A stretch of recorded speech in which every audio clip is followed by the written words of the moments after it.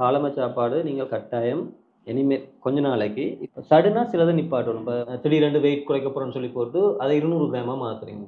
ஆனால் உங்களோட இறப்பை எவ்வளோ வரும், உங்களுக்கு வயிறு எரியும், இந்த அல்சர் வரும்னு சொல்லிடணும் சாப்பாட்டை குறைக்க. ஏன்னா கஸ்ட்ரிக் ஜூஸ் நிறைய வருது. ஆனால் நீங்கள் எப்படி இருந்தீங்கன்னா ஹைப்போகிளைசிமியா அந்த கண்டிஷன் வருது, கோமா ஸ்டேஜும் போயிடும். இப்போ நீங்கள்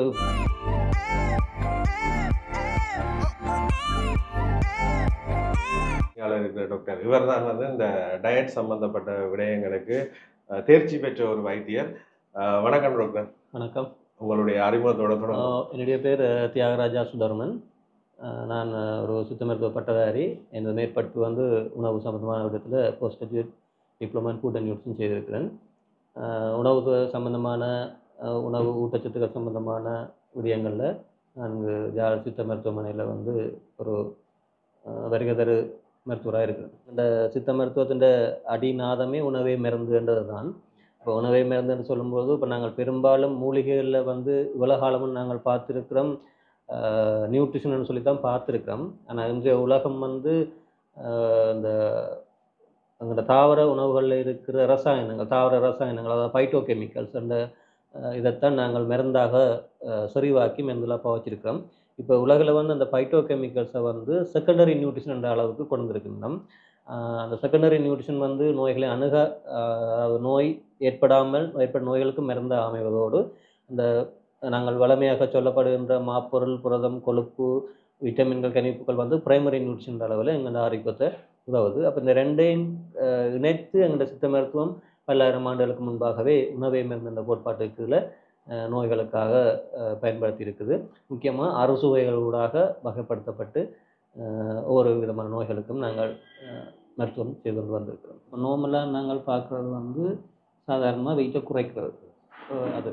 ஆனால் நாங்கள் இப்போ ஒரு தெரப்பியூட்டிக் இதில் சிகிச்சை முறையில் இடக்குறை பண்ணுறது வந்து ஆரோக்கியமான இடக்குறை பண்ணுறதுக்கெலாம் போவோம். இப்போ ஹெல்த்தி வெயிட் மேனேஜ்மெண்ட். அப்போ அதுக்கு ஒரு சில ரூல்ஸ் அண்ட் ரெகுலேஷன்ஸ் இருக்குது. அப்படி பார்க்க எங்களுக்கு குறைந்தபட்சம் ஒரு கிழமையில் 1/2 கிலோ அளவுக்கு தான் நாங்கள் குறைக்கிறது நல்ல. இந்த உடல் வேறு உபாதைகள் இல்லை, வேறு நோய்கள் இல்லை, உங்களோட உடம்பு வந்ததுக்கு ஒத்துழைக்குன்னு சொன்னால் 1 கிலோ வரைக்கும் நாங்கள் அதை இரண்டெல்லாம் 1 கிலோ, ஒரு மாதத்துக்கு 4 கிலோ. 4 கிலோ அது ஒரு தேவை ஏற்படும் பட்சத்தில் உங்களோட உடல் வந்து ஆரோக்கியமான நிலையில் இருக்கக்குள்ள நாங்கள் எங்கள்கிட்ட நேரடி வழிகாட்டல் செய்யலாம். ஆனால் சாதாரண வெயிட் மேனேஜ்மெண்ட் சொன்னால் ஒரு கிழமையில் 1/2 கிலோ, இப்போ மாதத்தில் 2 கிலோ. ஆர்வமாக இருப்பீங்க, இட குறைப்பதுக்கு ஆசைப்படுவீங்க எல்லாருமே சொன்னால் இப்போ இன்றைக்கு போனால் இந்த மாதமே நீங்கள் ஒரு ஃபிட்டாக வந்துடுவீங்கன்னு சொல்லி எதிர்பார்ப்பீங்க. இப்போ அது வந்து ஒரு ஆரோக்கியமானதாக இருக்காது. ஏன்னா உங்களுக்கே தெரியும், எங்களோட உடம்பு எவ்வளோ தூரம் பருக்குதோ அந்த தூரம் இந்த தோல், இந்த உறுப்புகள், அந்த அதாவது சமீபாட்டுக்குரிய சுரப்புகள் எல்லாமே அதுக்கேற்ற மாதிரி தான் இந்த உடம்பு வந்து ஒரு உயிரியல் இயந்திரம், பயாலஜிக்கல் மிஷின். அப்போ அதுக்குன்ற ஒரு பயாலஜிக்கல் டைமிங் இருக்குது.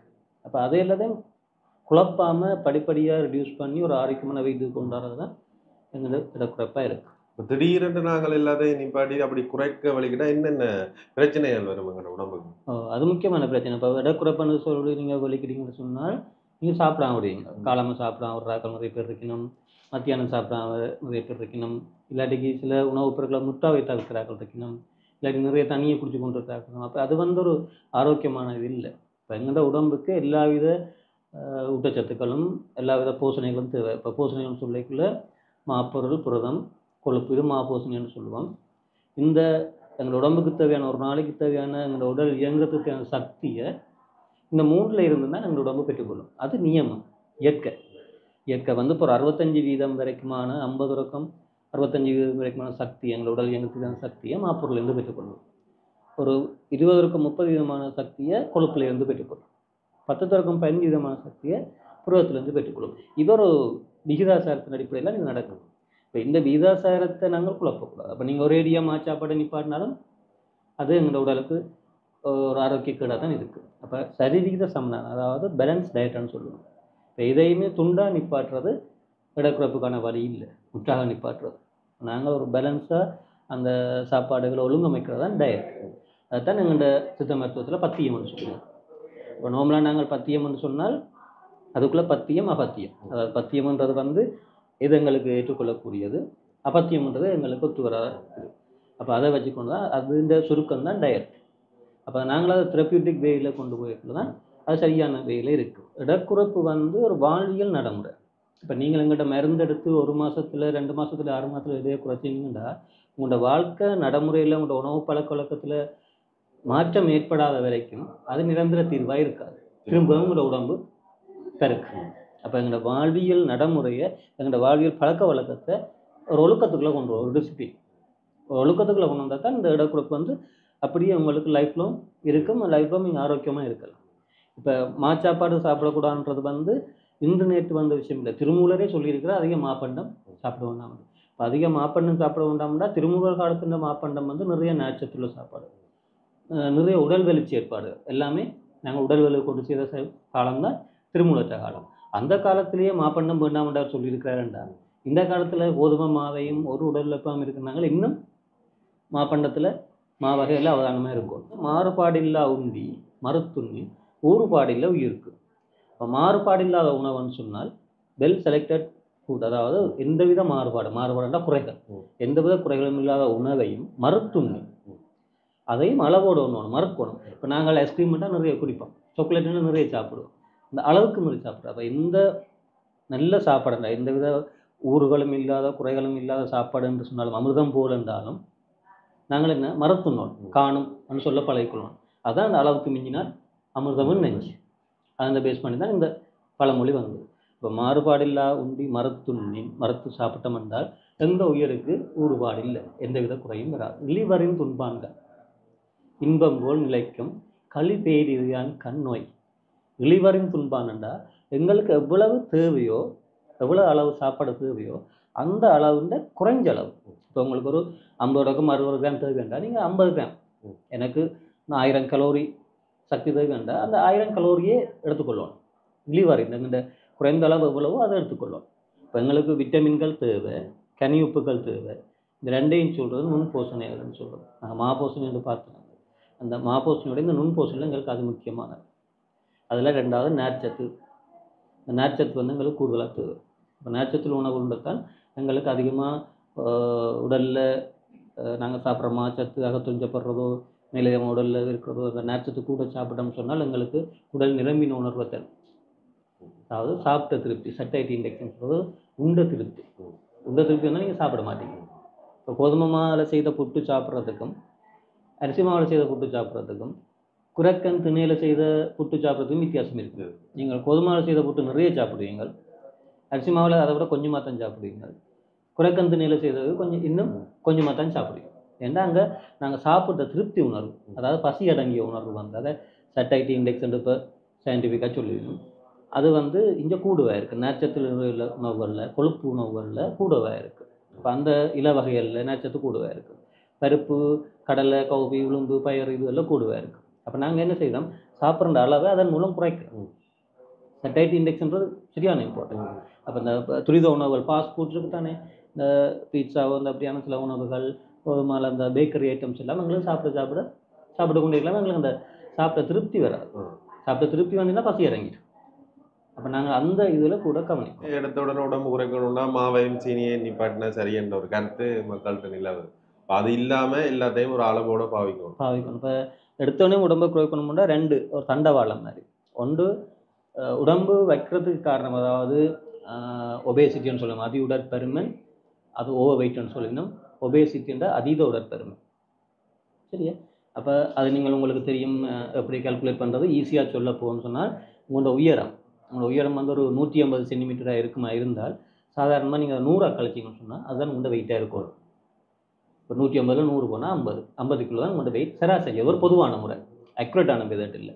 இப்போ நீங்கள் ஒரு 170 சென்டிமீட்டர் இருந்தால் உங்களோட நிறை வந்து 70 கிலோவாக இருக்கும். இது நீங்கள் இயல்பாக எல்லாருமே ஈஸியாக பார்க்கக்கூடிய வழி. அப்போ எங்களுக்கு நிறை கூடுதண்டா நாங்கள் சாப்பிட்ற மாப்பொருள் உணவுகள், மற்ற நிரம்பிய கொழுப்பு அமிலங்கள். நிரம்பிய கொழுப்பு அமிலங்கள் பார்த்தீங்கன்னு சொன்னால் இந்த மாமிச கொழுப்புகள், கூடுதலான மாமிச கொழுப்புகள், திண்ம நிலையில் உள்ள கொழுப்புகள், திண்ம நிலையில் இருக்கிற கொழுப்புகள், மாமிச கொழுப்புகள், சில மரக்கறி எண்ணெய் வகைகள், அதுகள் வந்து நிரம்பிய கொழுப்புகள்னு சொல்கிறது. இந்த நிரம்பிய கொழுப்புகள், அதிகமான மாப்பொருட்கள். இந்த மாப்பொருட்களை நாங்கள் அதிகமாக சாப்பிடக்குள்ள அந்த மாப்பொருள் வந்து நிச்சயம்னா எங்களுக்கு இப்போ ஒரு நாளைக்கு 1200 கலோரி தேவைன்னு சொன்னால் நாங்கள் 2000 கலோரி சாப்பிட்றோம். அப்போ அந்த 1600 மிச்சம் 400 கலோரியும் என்ன செய்யும்னு சொன்னால் கொழுப்பாக கன்வெர்ட் பண்ணப்படுது. அந்த கொழுப்பு எங்கே போய் சேமிக்கப்பட மாட்டா எங்கள்கிட்ட தோலுக்குள்ள சேமிக்கப்படும். அப்போ தோலுக்குள்ள சேமிக்கப்படுற கொழுப்பு தான் எங்களோட உடற்பருமனை கூட்டுறது.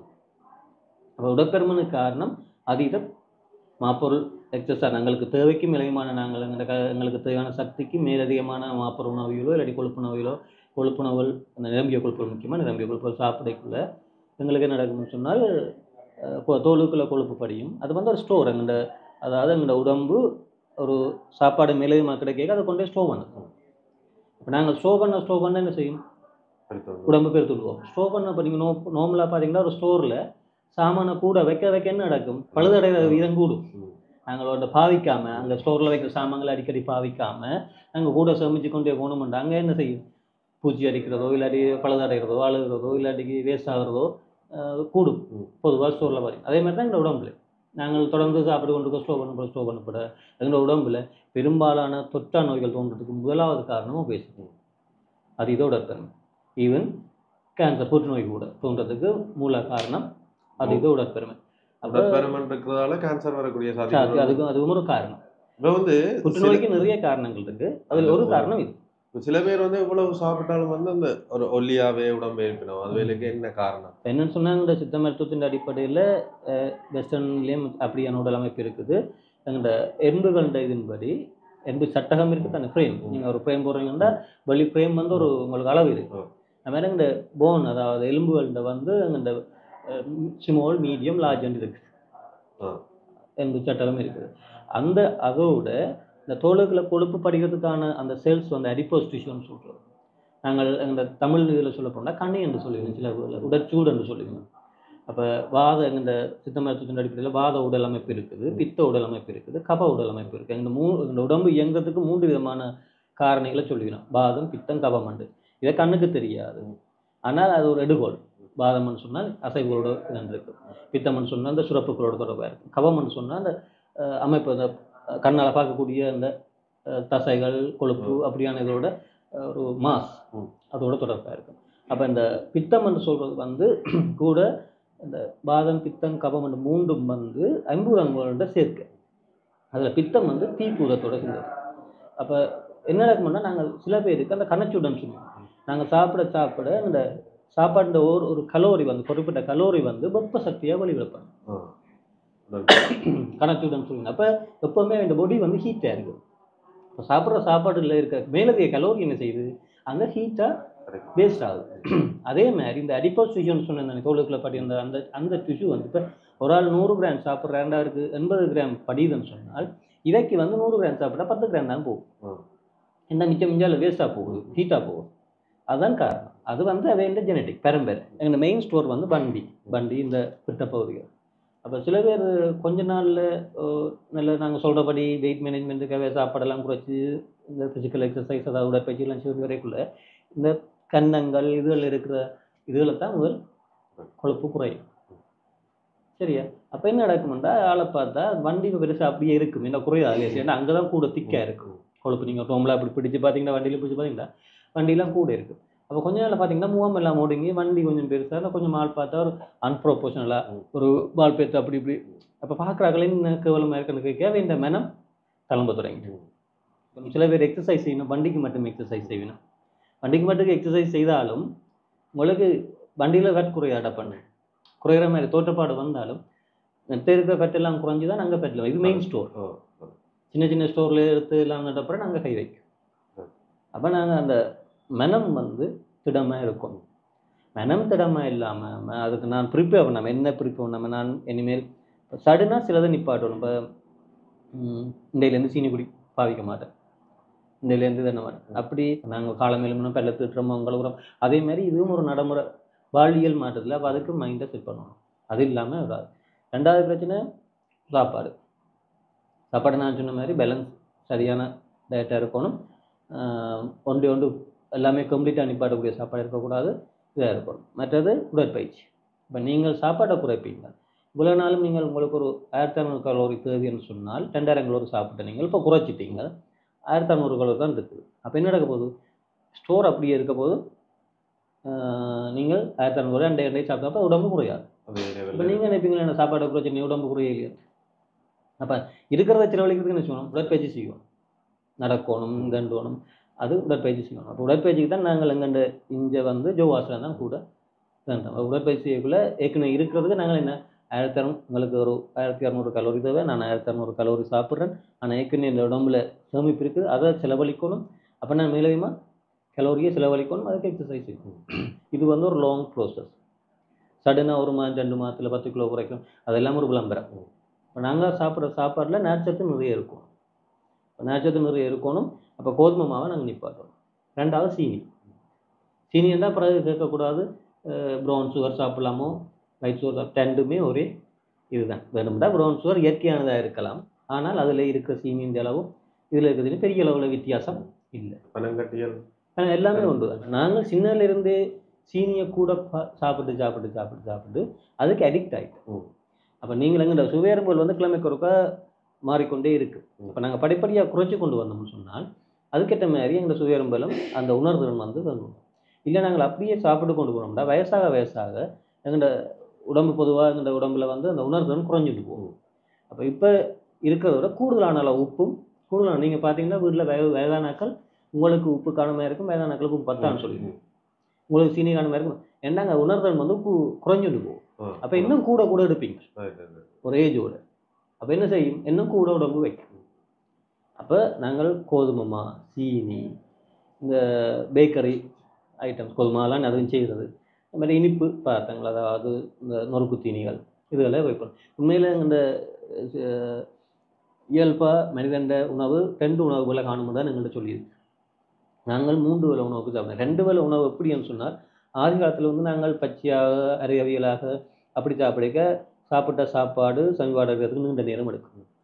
இப்போ எல்லாமே ரிஃபைன்மெண்ட் பட்டு சுத்திகரிக்கப்பட்டு வடிவாத்தாரு நாங்கள் வடிவாக நன்றாக சமைச்சு சாப்பிட்டா ஈஸியாக ஒரு 2 மணி நேரத்தில் சமைப்பாடு. அப்போ திரும்ப பசிக்கு தரும். அப்போ 3 நேர சாப்பாடு தான் சாப்பிட்றோம். 3 நேர சாப்பாடு சாப்பிடக்குள்ள அந்த 3 நேரத்தையும் இந்த மாச்சாப்பாடு இந்த இலங்கையில் வந்து பிரதான உணவு மாச்சாப்பாடு அரிசி. இப்போ அதுங்கிற அளவை குறைக்கும். ஏன்னா அந்த நாளில் சாப்பிட்டதுக்கு எங்கள்ட உடல் வேலை கூடவே இருந்தது. இப்போ 2009க்கு மேலே நாங்கள் சைக்கிள் ஓடுறோம், இப்போ 3 சைக்கிள் ஓடுறோம், கார் ஓடுறோம், ஒரு ஃபிசிக்கல் எக்ஸசைஸ் இல்லை. இப்போ நாங்கள் மாச்சாப்பாடு அந்த நாளில் சாப்பிட்ட மாதிரி இப்போ சாப்பிடல. அப்போ அதுக்கேற்ற மாதிரி குறைக்கும். அப்போ காலமாக தானி அந்த பருப்பு வகைகளை பாவிக்கணும். கூட கடலை, பயறு, கவுப்பி, அதுலேயும் மாப்பொருள் இருக்குது. 60% மாப்பொருள் இருக்குது. ஆனால் அங்கே நேர்ச்சத்து கூட வருது. அப்போ நான் சொன்ன அந்த சட்டைட்டி இண்டெக்ஸ் அங்கே கூட வரும். அதே மாதிரி மத்தியானம் சோறுடைய அளவை குறைச்சி கறி வகையை கூட்டும். இரவும் அதே மாதிரி சிறுதானியங்களில் சேர்ந்த உணவோ இல்லாட்டி பருப்பு வகைகளோ அப்படியான உணவுகளை பாவிக்கணும். கூட இலவகை பாவிக்கும். பொதுவாக நாங்கள் சாப்பிட்ற சாப்பாட்டில் வந்து ஒரு நாளைக்கு குறைந்தபட்சம் ஒரு நாளைக்கு பழங்களும் மரக்கறிகளும் சேர்ந்து ஒரு 400 கிராம் இருக்கும்.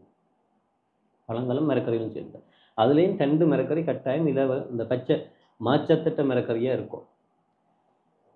மச்சத்தை மரக்கறிஇருந்தால் தான் எங்களுக்கு அது. அப்போ அதுகளை சாப்பிடக்கலாம் எங்களுக்கு அந்த சாப்பிட்டா திருப்தி உணர்வு. முதல் சாப்பிடக்கல என்ன செய்யணும்னு சொன்னால் கொஞ்சம் தண்ணி குடிச்சிட்டு ஒரு 10 நிமிஷத்துக்கு பிறகு சாப்பிட்டோம்னா அங்கே சாப்பிட்ற கொள்ளளவு வந்து குறையும். அதே மாதிரி சாப்பிட்டா பிறகும் நாங்கள் கொஞ்சம் தண்ணி குடித்தோம்னு சொன்னால் எங்களுக்கு அந்த திரும்பி அந்த சட்டேட்டி இண்டெக்ஸ் திருப்பி பசி எடுக்கிறதுக்கான தன்மை கொஞ்சம் குறையும். அப்போ நாங்கள் அந்த ஒரு பழக்கத்தை மேற்கொள்ளலாம். ஆனால் இந்த சாப்பாடு வந்து நான் சொல்கிற மாதிரி நீங்கள் சோறைத்தான் குறைப்பீங்க, மரவள்ளி கிழங்கு, உருளைக்கிழங்கு போன்ற கிழங்கு வகையை தான் குறைப்பீங்க. இறைச்சி வகைகள் கிழமைக்கு 2 நாள் தான் இறைச்சி வகைகள் எடுக்கலாம். அப்போ வெயிட் நீங்கள் குறைக்கணும்னு சொன்னார். அதுலேயும் கொழுப்பு நீக்கப்பட்ட தோல் நீக்கப்பட்ட இறைச்சி வகைகள் தான் ரெட் மீட்னு சொல்லுவோம். அந்த கொழுப்பு இல்லாத தோல் எங்கள் சித்த மருத்துவத்தின்படி வறல் நிலத்தில் இருக்கிற பறவைகள் இறைச்சின்னு எல்லாமே சொல்லுவோம். இந்த வறல் நிலையில் இருக்கிற பறவைகள் இறைச்சின்னு சொல்லி ஏன் சொல்கிறோம்னு சொன்னால் கூட அதை ஓடி திரிஞ்சு தண்டும். அப்போ இயல்பாக அந்த கொழுப்பு இராத உடம்புல தனி இறைச்சி மட்டும்தான் இருக்குது. அதே மாதிரி தான் இந்த ப்ரோயிலர் கோழிக்கும் இந்த நாட்டுக்கோழிக்கும் உள்ள வித்தியாசம். ப்ரோயிலரில் கூட கல்பட்டு முட்டை போட்ட கோழியில் கொழுப்பு கூட, நாட்டுக்கோழியில் ஓடி திரிஞ்சு தசைகள்லாம் இறுக்கமாக இருக்குது. அந்த இது கூட மீன் உணவு ஓகே, மீன் உணவுகள் சாப்பிடலாம். கூட இந்த கோப்பைன்ற சைஸ் ஒரு கோப்பைன்ற சைஸ் அவ்வளோ இருக்கும். அதில் ஒரு 1/3க்கு சோறு மிச்சம், 1/3 மிச்சம் 3/2 பங்குல அதில் 3/2 பங்குக்கு நீங்கள் மரக்கறி இலவகை கட்டாயம் இலவகை 4 வரைக்கும் 5 நாள் இருந்தே ஆகும். அதுலேயும் நீங்கள் புரதமாண்டா பருப்பு வகை மீன் வகை அண்டா குறைந்தபட்சம் உங்களோட உடல் வெயிட்டுக்கு 1 கிலோ குறைக்கு 0.8 கிராம் புரதம் தேவை. இப்போ நீங்கள் இன்றைக்கி 1/2 கிலோ சாப்பிட்றீங்க, 1/2 கிலோ சாப்பிட்றதுக்குரிய இறப்பை சுரப்புகள்லாம் சேர்ந்துருக்கு. நாளைக்கு நீங்கள் திடீரென்று வெயிட் குறைக்க போகிறோன்னு சொல்லி போட்டு அதை 200 கிராமாக மாற்றுறீங்க. ஆனால் உங்களோட இறப்பை சுரப்பு எவ்வளோ வரும்? 1/2 கிலோவை சமீபார அடையக்கூடிய சுரப்பு தான் வரும். இப்போ அந்த டைமில் என்ன பிரச்சனை வரும்னு சொன்னால் உங்களுக்கு வயிறு எரியும், இந்த அல்சர் வரும்னு சொல்லிடணும் சாப்பாட்டை குறைக்க. ஏன்னா கஸ்ட்ரிக் ஜூஸ் நிறைய வருது, அது அமில சுரப்பு. அப்போ என்ன நடக்கும்? நீங்கள் நிறைய சாப்பிட்றதுக்குரிய ஜூஸ் வரைக்கும் கொஞ்சமாக சாப்பிடுங்க, அங்கே அமிலத்தன்மை கூடும். அமிலத்தன்மை அப்புறம் தொடர்ந்து கூட இருக்குள்ள என்ன நடக்கும்னு சொன்னால் உங்களுக்கு இந்த அல்சர் குன்பம் போன்ற வயிற்றுப்புண் போன்ற இதுகள் வந்து உங்களுக்கு வரும். உங்களுக்கு கலைக்குது என்னன்னு சொன்னால் எங்களோட உடம்புல வந்து இந்த ரத்தத்தில் குளுக்கோஸ் இருக்குது. நாங்கள் சாப்பிட்ற சாப்பாடு சாப்பாட்டில் இருந்து குளுக்கோஸ் வந்து ரத்தத்துக்கு போகும். அந்த குளுக்கோஸ் தான் எனர்ஜியாக மாற்றப்படும், எங்களோட உடல் இயக்கத்துக்கான எனர்ஜியாக மாற்றப்படும். இப்போ நீங்கள் சாப்பாட்டை குறைக்க உடற்பயிற்சி செய்யல என்ன நடக்கும்னு சொன்னால் கலைக்கும். ஏன்னு சொன்னால் ரத்தத்தில் இருக்க குளுக்கோஸ் பாவிச்சு முடிஞ்சோன்னையும் மூளை சொல்லும் இந்த குளுக்கோஸ் முடிஞ்சது சாப்பிடு. அப்போ நீங்கள் சாப்பிடாம விட்டீங்கன்னா என்ன நடக்கும்? அதுக்குரிய சாப்பாட்டை நீங்கள் சாப்பிட மாட்டாங்க, உங்களுக்கு உடம்பு கலைக்கும். கலைக்க அடுத்த விஷயம் என்ன செய்யும்? சாப்பாடு வரையில என்னுடைய மூளை என்ன செய்யும்? அடுத்த மெசேஜ் போடும், இந்த குளுக்கோஸ் வந்து டெம்பரரியாக கிளைக்கோஜனாக சேமிக்கப்படுறதுக்கு நீரில்லை. கிளைக்கோஜன் ஒரு கெமிக்கலாக ஒரு ரசாயனமாக குளுக்கோஸ் வந்து எங்களை சாப்பிட்ற சாப்பாடுலேருந்து குளுக்கோஸ் வந்து ரத்தத்தில் இருக்கும். அந்த குளுக்கோஸ் தான் உடம்பு முழுக்க போய் எங்களுக்கு எனர்ஜியை தரப்போகுது. அது முடிஞ்ச உடனேயும் அது மேலதிகமாக வர குளுக்கோஸ், இப்போ நாங்கள் மேலதிகமாக சாப்பிடுறதுக்கு அந்த மேலதிகமாக வர குளுக்கோஸ் டெம்பரரியாக ஈரலில் வந்து கிளைக்கோஜனாக இருக்குது. அப்போ இந்த திடீரென நீங்கள் டயட் பண்ணக்குள்ள குளுக்கோஸ் முடிஞ்சோடனையும் உடம்பு கலைக்கும். அப்போ சாப்பிட சொல்லி பசிதர் உடம்பு கொஞ்சம் பழையணும் மாதிரி. அப்போ மூளை அதையும் நீங்கள் கொஞ்சம் தாண்டி போனீங்கன்னு சொன்னால் மூளை என்ன செய்யும்? சாப்பாடு கிடைக்கல தானே, அப்போ டெம்பரரி ஸ்டோரில் இருந்து எடுக்க சொல்லும். அப்புறம் அந்த குளுக்கோஸும் முடியத்தான் திரும்பவும் கலைக்கு இன்னும் பழையணும் இருக்குண்டா இருந்த குளுக்கோஸ் முடிஞ்சது, கிளைக்கோஜன் முடிஞ்சது, இப்போ என்ன சாப்பாடு பசிக்கும் கலப்பாக இருக்கும். அப்போ தொடர்ந்து நான் கலைக்க வேலை செய்யக்குள்ளான் எங்களோட கொழுப்பில் இருந்து அப்போ நான் மனதை ஒன்று கேட்காது எங்களோட கொழுப்பில் இருந்து என்னோட குளுக்கோஸ் புறப்படும். கொழுப்பு மேலதிகமான போன மாப்பொருள் கிளைக்கோஜனாக வந்து அந்த கிளைக்கோஜன் மேலதிகமாக வரைக்குள்ளே அது கொழுப்பாக படிய போதும். அந்த கொழுப்பு மேலதிகமாக இருக்க கொழுப்பு திரும்ப ரிவர்சிபிளாக கொழுப்பு இந்த மெட்டாபாலிசம் அனுசவ தொழிற்பாட்டு மூலம் எங்களுக்கு சக்தியை தரப்போகும். அப்போ தானே எடுக்க போகுது. அப்போ நீங்கள் பொதுவாக பார்த்தீங்கன்னு சொன்னால் இந்த எக்ஸசைஸ் செய்யல ஏரோபிக் எக்ஸசைஸ் சொல்லிக்கணும், இந்த காற்று நல்ல சுவாசத்தோடு செய்யுது. அப்போ இதில் என்ன நடக்கணும்னா நீங்கள் சாதாரணமாக நடக்க கலைக்கு அந்த நேரம் டீயை குடிச்சிட்டிங்கன்னு சொன்னால் பிளட்ல குளுக்கோஸ் திரும்ப நிரம்பிட்டு அந்த கிளைக்கோஜன்லேருந்து விடுபடாது, அந்த கொழுப்புல இருந்தும் விடுபடாது. அப்போ என்ன நடக்குது? உங்களோட உடம்பு குறையுமா? குறையாது. ஹார்ட் பர்த் செய்கிறாக்களை பாருங்க, அந்த தண்ணி தான் குடிக்கணும், அது நீங்கள் செய்யலாம். இப்போ வாக்கிங் செய்யக்கூடி 1 நிமிஷத்துக்கு 1 ஸ்டெப் வைக்கக்குள்ள செலவழிகிற சக்தியை விட 1 நிமிஷத்துக்கு 2 ஸ்டெப் வச்சிங்கன்னா கூட செலவழி ஃபாஸ்ட்டாக நடக்குது. நிறைய இலவகைகள் காய்கறிகள் அதில் சாப்பிட்டோம்னு சொன்னால் அந்த இது பேலன்ஸாக போகும். நாங்கள் நல்லா சாப்பிட குறைச்சணும்னா அந்த அல்சர் சில பேர் சாப்பிட வெயிட் குறைக்கணும் போய் அல்சர் வந்து அவதிப்படுறாங்களும் இருக்குது. இப்போ அது சம்மந்தமாக எதாவது அந்த உபத்திரங்கள் வரைக்கும் அந்தந்த நேரங்களில் மருத்துவ ஆலோசனைகளை பெற்றுக்கொண்டு தான் போகும். நாளாந்த வாழ்வியலில் மாற்றம் வருமா இருந்தால் நீங்கள் ஒரு கல்யாணூர்லேயோ ஒரு ஃபங்க்ஷனில் போய் நீங்கள் விரும்பினா சாப்பிட்டுட்டு வரலாம், பயப்படாம. உண்மையில் தேயிலையை உற்பத்தியாக்கின வெளிநாட்டுக்காரர் இப்போ எங்கள் புலம்பெயராக்கள் வந்துச்சுட்டோம்னா எங்கள் டீயை குடிச்சிட்டு என்ன சீனியாக இருக்குன்னு சொல்லுவோம். அவசீனி போடுறது இல்லை. நாங்கள் என்ன செய்கிறோம்? டீ அந்த தேயிலையில் இருக்கிற டெனின் தான் எங்களுக்கு உற்சாகத்தை தரும். ஆனால் எங்களுக்கு இப்போ அதை தேயிலையை குறைச்சி நாங்கள் சீனியை தான் கூட போட்டு குடிக்கிறோம். அதான் நாங்கள் இந்த நாங்கள் எங்கெங்கே நல்லது இருக்கோ அதையெல்லாம் விலத்தி நாங்கள் திரும்ப ஒரு அதாவது ஆரோக்கியமற்ற உணவு பழக்கத்துக்குள்ளேயே வந்துட்டு ஆரோக்கியமான வெயிட்டில் இருக்கிற ஆளுக்கும் அதிவுடற்பெருமையில் இருக்கிற ஆளுக்கும் இல்லை பாடி ஆக்டிவிட்டீஸில் கட்டாயம் வித்தியாசம் இருக்கும். சோர்வுத்தன்மை இருக்கும், சோம்பல் இருக்கும், டிப்ரெஷன் இருக்கும், சோர்வு இருக்கும். அப்போ அதெல்லாம் கூட மனம் கூட செல்வாக்கு செலுத்தும். இந்த நீங்கள் சாப்பிடக்குள்ள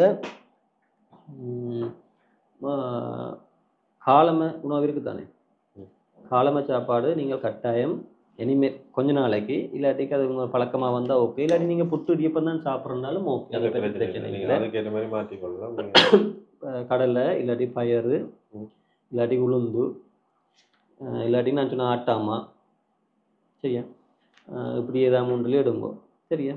கவுப்பி, இந்த கவுப்பி ஊடி உண்மையாக தமிழ் பேர் காராமணி. மற்றது நீங்கள் அரிசி மாவு பாவிக்கண்டா பாவிங்கோ. ஆனால் உங்களோட காலமை சாப்பாட்டை கிட்டத்தட்ட நீங்கள் ஒரு கப் எடுத்தால் காணும். ஒரு கப்ன்றது 200 ml ப்ளஸ் ஒரு பழம். ஒரு பழம்னு சொல்லிக்க 6 இன்ச்சஸ் தொடக்கம் 8 இன்ச்சஸ் வரையான வாழைப்பழம். மத்தியானம் நீங்கள் ஒரு பிளேட்டில் பந்தட்டுக்கு தான் அரிசியை போட்டுக்கொள்ளுங்க இப்போதைக்கு சோறு. அதுலேயே நீங்கள் பழைய அரிசி பாவிக்கலன்னு இல்லை, போகம் பின்னின அரிசி. பெரிய அரிசி பாவிக்கலன்னு இல்லை, மொட்டைக்கரப்பன் பெரிய வள்ளி அப்படியான அரிசி பாவிக்கலன்னு இல்லை. தீட்டாத அரிசியாக பாவிங்கோ.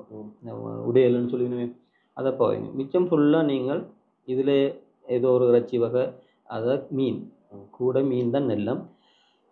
நான் இந்த மாதிரி கிழமையில் 2 நாளைக்கு இறைச்சி தான் சாப்பிடுவோம். அதுலேயும் முக்கியமாக மாட்டிறைச்சி ஆட்டிறைச்சி தவிர்த்து கொள்வோம்.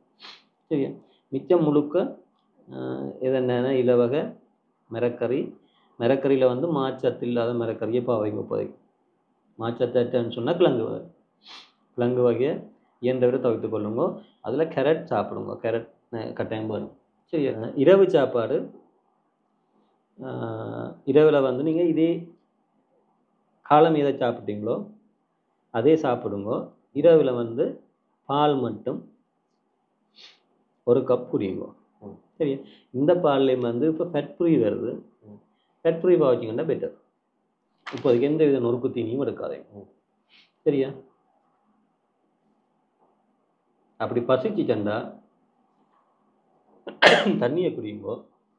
அப்படி பவுல்கத்தை போட்டு மெல்லுங்கோ, அந்த பசி அடங்கு.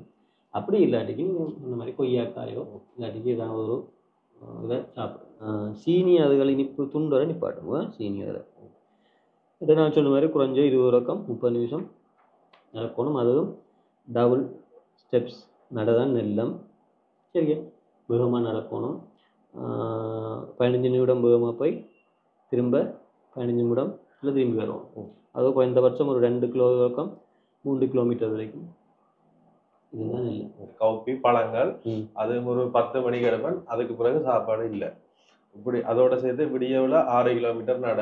அதோட பின்னேரம் ஜிம்மில் போய் ஒரு 1.5 மணி நேரம் பேக்கப். அப்படி ஒரு 12 நாளைக்கு நான் செய்யக்கூடிய மாதிரி இருந்தது. கிட்டத்தட்ட 4 கிலோக்கிட்ட இறங்கி இருக்கு. அது உடல்ல இருக்கிற கழுவி போட்டுதா ஃபேட் போட்டுதா தெரியுது. அதுக்கு பிறகு எனக்கு என்ன செய்ய தொடங்கிட்டேன்னா, அந்த தொண்டையில ஒரு புண் மாதிரி அந்த சுவைகள் ஒன்றுமே உணர மாட்டேன்றது. அந்த வாய் வறண்டு போய் செய்ய தொடங்கிட்டு. மற்ற ஒரு இடத்துல நான் இங்கே ஒரு 5 மணிக்கு நின்றுனா என்னால் அந்த இடத்துல ஒரு தண்ணி குடிச்சேன்னா குடிக்க எனக்கு அந்த படபடப்பு நிலைமையாக போயிடுது. இப்போ வீட்டை போய் படுத்த உடனே எனக்கு அந்த என்ன படுத்தது மட்டும் தான் தெரியும். பிறகு நான் எழுப்பி பார்க்க விடிய 4 மணி 5 மணிக்கு எதிர்த்தியா சும்மா போய் படுத்துட்டு எழுப்பினேன். அப்போ இந்த உடல் அதை என்ன அப்படி படுக்க போட்டுது. அது நினைவே இல்லாம போன மாதிரி இருந்தது. அதுக்கு பிறகு நான் திருப்ப சரி கொஞ்சம் நாள் நோமலா சாப்பிடுவோம்னு சொன்னீங்க. இப்ப குறைஞ்சதை விட திருப்ப கொஞ்சம் கூடி இருப்பேன். நான் சொன்னதுல இருந்து உங்களுக்கு பதில் கிடைச்சிருக்கா? நான் உங்களுக்கு சொன்னதுல இருந்து ஒரு நிலைக்கான பதில் கிடைச்சிருக்கேன். அந்த தொண்டை எரியறதுக்கெல்லாம் காரணம் நீங்க சாப்பாட்டை ஃபுல்லா குறைச்சிட்டீங்களோ. கேஸ்ட்ரிக் ஜூஸ் அவ்வளவுதான் சுரந்திருக்கும். இப்போ நீங்க முதல் சாப்பிட்ட சாப்பாட்டுக்கு ஏற்ற அமில சுரப்பு தான் சுரந்திருக்கும், HCl. அதை எவாப்ரேட் ஆகும். அது சில வேளை ஃபெமிலியரா சில பேருக்கு அந்த தொண்டைக்கும் இறப்பைக்கும் இடையில இருக்க அந்த இது சில வேளை லூஸ்னா இருக்கும். அது சில வேளை அந்த எவாப்ரேட் ஆகி இந்த தொண்டையில் அந்த உள்பகுதியில் இரிட்டேட் பண்ணும். தொண்டை அரிக்கிற வறட்டு திமிரோடு இருக்கும், விழுங்க கஷ்டமாக இருக்கும், நோவு. அது அதால் வர பிரச்சனை தான். மற்றவங்களுக்கு அடிச்சு போட்ட மாதிரி பலையினம் வாரதும் நீங்கள் ஒரேடியாக நான் சொன்னேன். மாப்பொருளில் இருந்தும் எனர்ஜி வேணும், கொழுப்புல இருந்தும் எனர்ஜி வேணும், புரதத்துலேருந்தும் எனர்ஜி வேணும். புரதத்துலேருந்து பாய்க்கிறத விட மாப்பொருளும் இதுவும் காணும். புரதத்துலேருந்து நீங்கள் தேவையான புரதம் எடுத்துக்கொள்வீங்க. அந்த பேலன்ஸ் இல்லாமல் நீங்கள் டயட் கண்ட்ரோலில் இருந்தீங்கன்னா இந்த பிரச்சனை கட்டாயம். ஆனால் நீங்கள் எப்படி இருந்தீங்கன்னா ஹைப்போகிளைசிமியா அந்த கண்டிஷன் பேர் 70-40 ஹைப்போகிளைசிமியா. நான் சொன்னேன் 70 ரகம் 110 நார்மல் குளுக்கோஸ் ரேஞ்ச் பிளட்ல அந்த 70 விட கொஞ்சம் வரும். அது ஹோமாக்கும் போயிடும், ஹோமா ஸ்டேஜும் போயிடும். இப்போ நீங்கள் சாப்பாடு எப்படி கொண்டு ஜிம்முக்கு போய் 6 கிலோமீட்டர் நடந்தால் என்ன செய்யும்? அப்படி ஒருத்தருமே முயற்சி செய்யாதீங்க. அது பெரிய ஒரு பிரச்சனை உண்டாகுது. அதான் ஒரு குறிப்பிட்ட காலத்துல உடம்பு குறைக்கணும்ன்றது சரிப்பட்டே வராத காரணம். என்னுடைய எக்ஸ்பீரியன்ஸ் என்ன அனுபவத்தில் சாத்தியப்படாது. நான் என்னோட கூட பெண்கள் வரைக்கும் அந்த திருமண காலத்தில் இப்போ எல்லாருமே வெளிநாட்டுக்காரரும் என்ன செய்யணும், தங்களும் மெல்லிய பொம்பளை. அப்போ இங்கே ப்ரொப்போஸ் சரி வந்தோடனே மாப்பிள்ளை அங்கே நெஞ்சு வரதில் மெல்லியவன் கொண்டு ஓடிடுது. அதெல்லாம் தங்கண்ட உடல் ஆரோக்கியத்துக்கு எடுத்துக்கொண்ட விஷயமா தான் இருக்குது. இப்போ எங்கள்ட உடம்பு வந்து நான் சொன்ன மாதிரி உயிருள்ள மிஷின், பயாலஜிக்கல் மிஷின். இப்போ நீங்கள் சும்மா சாதாரண மெக்கானிக்கல் சொன்னால் ஒரு பார்ட்ஸை காட்டி அதை காட்டி இதை காட்டி செட் பண்ணிட்டு போகலாம். இது ஊறிப்பட்ட தொழிற்பாடுகள் இருக்குது. இது ஈரலுக்கு மட்டுமே 500க்கும் மேற்பட்ட தொழிற்பாடு இருக்குது. அப்போ ஒரு உடம்பை குறைக்க அந்த வெயிட்டுக்கு ஏற்ற மாதிரி தான் உடம்பு தொழிற்பட்டு இருக்கும். சடனாக குறைச்சி விட்டிங்கன்னு என்ன செய்யும்? உடம்பு குழம்பிடும். அப்போ ஆரோக்கிய கேடு தான் வரும். இதில் நீங்கள் நிறைய குறைச்சாலும் 1 வருஷமோ 6 மாதமோ 3 மாதத்துல நிறைய குறைச்சாலும் அதுக்கு பிறகு உங்களோட வாழ்வியல் முறை மாறாட்டிக்கு திரும்ப கூட தான் போகுது. அவசரப்படாதீங்க. குறைஞ்ச நீங்கள் ஒரு டார்கெட் போடுங்க, ஒரு இவ்வளவு தானன்னு சொல்லி அதுக்கேற்ற மாதிரி போகும். சரி, இவ்வளவு நேரம் வந்து டாக்டர்கிட்ட காய்ச்சது வந்து எனக்கு பெரிய ஒரு அனுபவத்தை தந்தது. எனக்கு ஒரு தெளிவை ஏற்படுத்தக்கூடிய மாதிரி இருந்தது. நான் இந்த தவறு விட்டுருக்கிறேன், அதை மாற்றணும்ன்றது எனக்கு சரியா தெரிஞ்சு கொள்ளக்கூடிய மாதிரி இருந்தது. நன்றி டாக்டர். இப்போ பார்க்குறாங்களுக்கு ஏதாவது நீங்கள் சொல்றீங்களா? நன்றி. பார்வையாளருக்கு சொல்லக்கூடிய ஒன்றே ஒரு விஷயம்தான், எங்களோட ஆரோக்கியம் வந்து எங்களோட வயசில், எங்களோட தொழிலில், எங்களோட தட்பவெட்ப எங்களோட நாட்டில் தங்கி இருக்குது. அப்போ நாங்கள் எங்களோட பாரம்பரிய உணவு பழக்கங்கள் வந்து நீண்ட காலமாக, அதாவது பாரம்பரிய உணவு பழக்க வழக்கம் என்றது வந்து மிக நீண்ட காலமாக அனுபவத்தின் அடிப்படையில், நீண்ட கால அவதானிப்பின் பேரில், அந்த அனுபவத்தின் அடிப்படையில் தான் தெரிவு செய்யப்பட்ட ஒரு உணவு முறையாக பாரம்பரிய உணவுகள் காணப்படுது. எங்களோட நாட்டு சூழலுக்கும் எங்களோட நாட்டின் தட்பவெட்ப இதற்கும் ஏற்ற மாதிரி. அப்போ எங்களோட பாரம்பரிய உணவுகள் எங்களுக்கு ஆரோக்கியத்தை தரக்கூடியதான் இருக்கும். இன்றைய மேலத்திய உணவுகள் எங்களோட நாட்டுக்கு உபாதையாக தான் இருக்கும். அப்போ நாங்கள் பயன்படுத்தும் போது ஆசைக்கு நாங்கள் மற்ற உணவுகளை ஒரு என்டர்டைன்மெண்ட்டாக ஒரு சாப்பிடலாம் ஒழிய, எங்களோட பாரம்பரிய உணவுகளுக்கு தான் நாங்கள் முக்கியத்துவம் கொடுத்தோம்னா நாங்கள் ஆரோக்கியமாக வாழலாம். நாங்களே சிறுவர்களுக்கு சின்ன பிள்ளையில் துரித உணவுகளை, நூடுல்ஸ் போன்ற உணவுகள், அப்படியான உணவுகளை நாங்கள் அவர்கள் இன்ட்ரடியூஸ் பண்ணிவிட்டு அறிமுகப்படுத்திட்டு சேர்ந்து திடீரென்று பொம்பளை பிள்ளை சாமர்த்தியப்பட்டு உடனே கொண்டு உளுத்தங்களியை கொடுத்தா அந்த பிள்ளை சாப்பிடாது. அப்போ நாங்கள் எங்களோட பாரம்பரிய உணவு பழக்கத்தில் வந்து சிறு வயதில் இருந்தே எங்களோட பாரம்பரிய உணவுகளை நாங்கள் அறிமுகம் செய்தால் தான் அவர்கள் தொடர்ந்து அந்த பாரம்பரிய உணவுகளை சாப்பிடுவார்கள். நாங்கள் சிறு வயதிலிருந்தே அவருக்கு மேலத்திய உணவுகளையும் இந்த பேக்கெட் உணவுகளையும் கொடுத்துட்டு திடீரென்று நாங்கள் ஆரோக்கியமான உணவு சாப்பிடுன்னு சொல்லி அட்வைஸ் பண்ணுறதுல எந்தவித அர்த்தமும் இல்லை. அப்போ இளம் சமூகம் சீரழிகிறதுக்கு நாங்கள் தான் பொறுப்பு.